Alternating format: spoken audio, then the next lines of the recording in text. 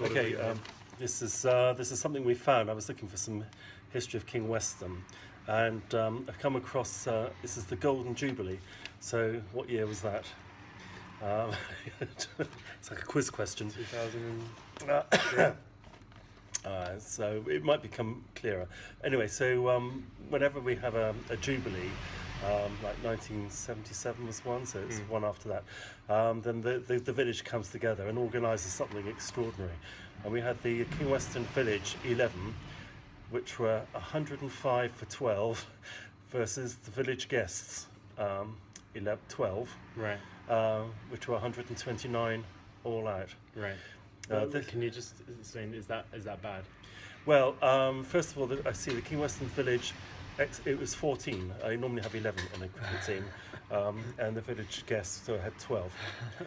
This Golden Jubilee match should be, but sadly will not be, recorded in Wisden's cricketing almanac. Played between two mixed sides, aged between 8 and 80. Mr. Cyril Percy at 81 was reluctantly overlooked. Its preparation was assisted by local farmer Harvey Maunder, cutting the playing area and square for silage on the Saturday, literally 48 hours before the first over was bowled. Fine trimming with a mower accompanied 40 passes from the farmer's heavy roller pulled by a Land Rover, producing a visually satisfactory playing surface.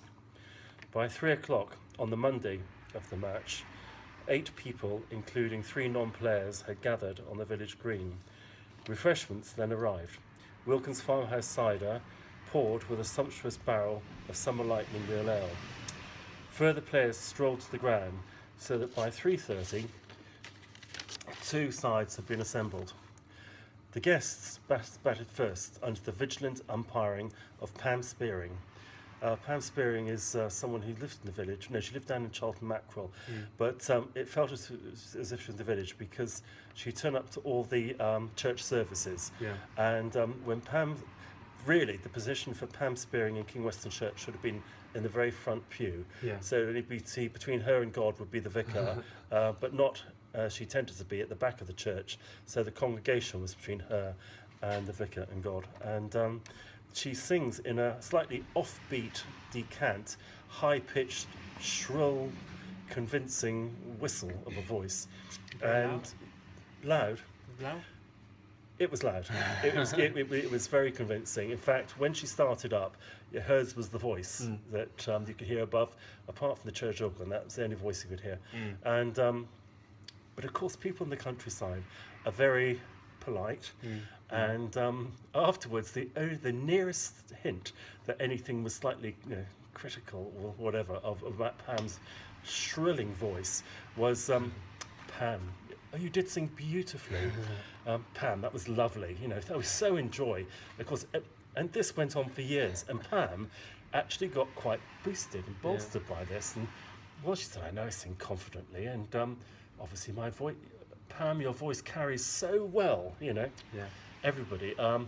She went off to, I think she might have gone to Milford School, but she had a coaching lesson because she wanted to take it up to Wells Cathedral level, and she hired a music coach, and so she went into something like Milford or something, and she booked an hour, 45 minutes.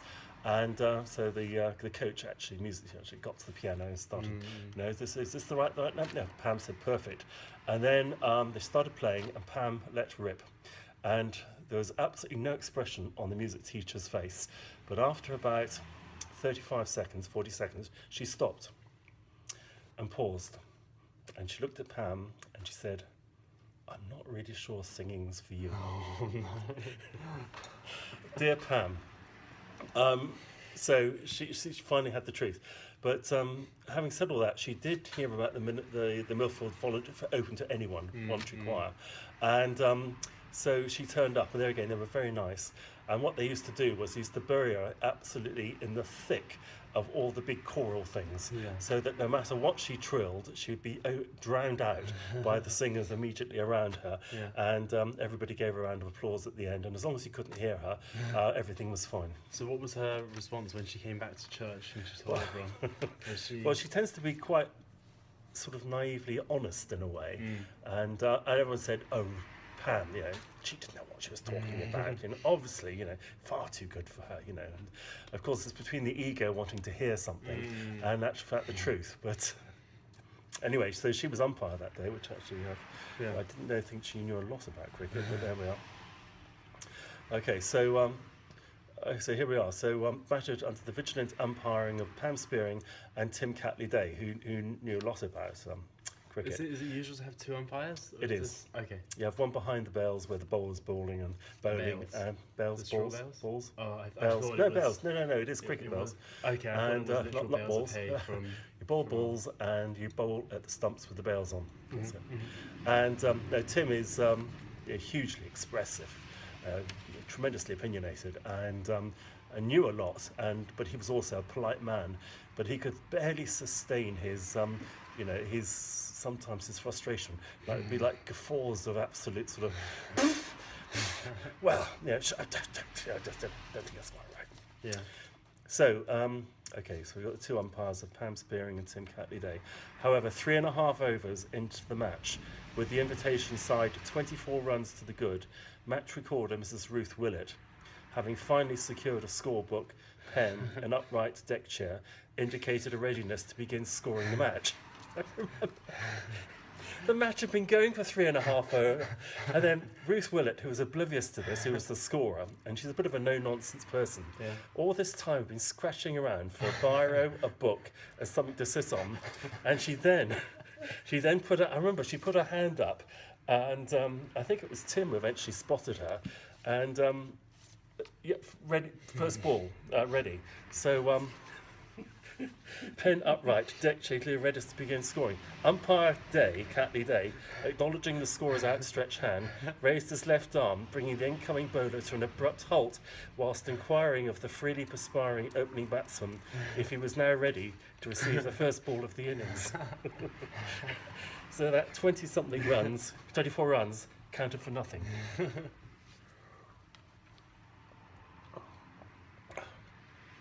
Captain Roger Penny scored 22 before retiring under the 4-over ruling, so he could obviously only bat for 4 overs, establishing an opening partnership of 38 with James Smith. Beth scored 4 with Elizabeth Buckingham bowled by David Barrett for 0. Simon Donnelly, now landlord of the Rosenport, struck a brisk 25 before offering a catch, well taken to James Catley-Day at Sidney off. Wow. Cool. Sheila Buckingham, fielding at deep fine leg, seemed a popular target for the batsman, and whilst nimbly fielding the well-timed cuts, often conceded extra runs by losing arm and ball in the side of her flapping something at the attempt to throw in. So I see. So when she was throwing the ball in as a fielder, she'd lose the ball completely at her side. Flapping. By losing her arm and ball in the side of her flapping wind sheeter during the attempt to throw in. So she could just throw it in, and as her wind sheeter would come up, and it would trap her. Yeah. Wait, Dad, can we move to it? Yeah, sure. Okay. We're back. Okay, here we go. Right, Mrs. Cherry Catley-Day, later to feature in an extraordinary exhibition of restrained bowling, was also in demand on the deep cover boundary. During her protracted spell of bowling, 2 overs, 7 no balls, 5 wides, no wickets for 0, to bemused batsman, she suffered apparent difficulty with the release of the cricket ball from her hand. One of her better efforts arrived, stationary, halfway down the wicket. Many, launched skywards, landed amid localised alarm within a yard of the non-striking batsman. You know what that means? Because when you bowl, you've got the non-striking batsman next to the bowler, and she's releasing the ball down the far end. And so she's obviously let go of the ball, and some of them have gone skyward and landed, around the non-striking batsman. Brian Spearing rolled back several decades by pinning down the guest attack with a display of accurate slow arm spin. Tea was taken following the fall of the guest's last wicket at 4:45. David Sedgman and Peter opened the home team's reply, scoring 17 imperious runs under a pacey attack before Adam Maunder arrived at number 3, but coinciding with a change of bowling.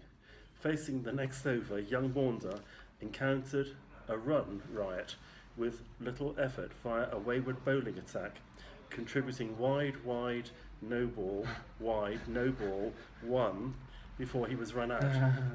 Well done. You scored a run on Jubilee. James Catley Day enjoyed 4 important overs for 4 runs before Brian Spearing weaved 5 runs, surviving a run-out appeal, loyally adjudicated as not out by his wife, Mrs. Spearing. She wasn't going to give him that, no matter what. The home side's innings was rescued by Harvey Maunder. I couldn't believe how small a cricket bat could be. Top scoring, including the only 6 of the day, with 32. At the finish, with guests securing victory, Mrs. Ruth Willett generously awarded a bottle of champagne to player of the match, Simon Donnelly, and £5 to young player of the match, James Catley Day. Of course he was. Of course, yes, the golden boy. The Jubilee celebrations moved seamlessly to King Weston House, kindly offered by Milford School and the King Weston House parents, Trevor and Michelle Greenhill. A banquet of delicious dishes prepared by the villagers was served in the main dining hall before speeches acknowledged the reigning monarch's 50 golden years. As darkness fell, fireworks thoughtfully supplied and courageously set off by Tim Catley Day. The loudest cheers following a spectacular grass-scorching rocket and Catherine wheels that tumbled over in a panic of escape. These entertained a happy gathering of 120 villagers and their families and friends. The Queen would surely have been proud and reassured with the celebrations, whilst as a village we are able to cherish our own figurehead, Mrs. Joy Burden, of similar dignity and tradition, whose family have kept King Weston Village in a reassuringly unchanged sanctity over so many centuries. A truly wonderful occasion that brought a lot of happiness to a very special community. We will not have to wait quite so long for the next Jubilee celebration in 10 years' time. Yeah, when did we have that? That must have been another one last year or the year before. Yeah. Well, Cherry's bowling terrorised the batsman, the non-striking batsman.